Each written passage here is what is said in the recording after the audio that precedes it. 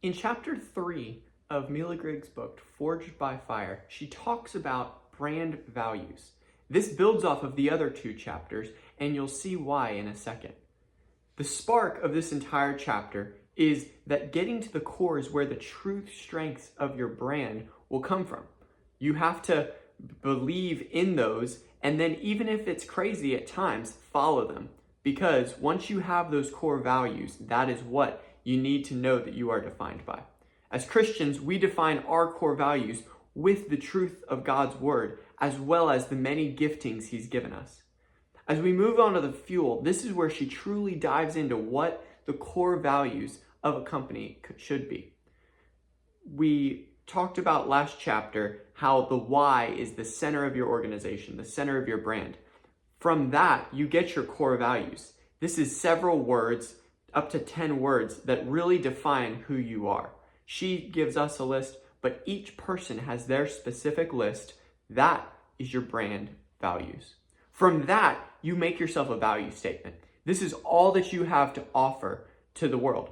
This is what you put forward as the thing that defines what you're trying to do for people to pay you or just for your personal brand.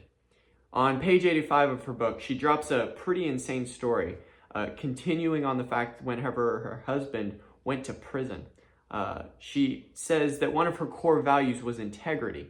And whenever they got married, they had said, "Till death do us part. No matter what happens, we're staying together." And through this entire process, they stayed married.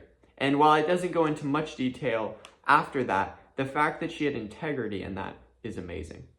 Having a value statement and core values isn't an option anymore. You have to set yourself apart somehow. And a value statement is something that will set you apart and put you leagues ahead of so many people. The third part in this chapter was the fire. This is where she went into a lot of detail on some other corporations' core values.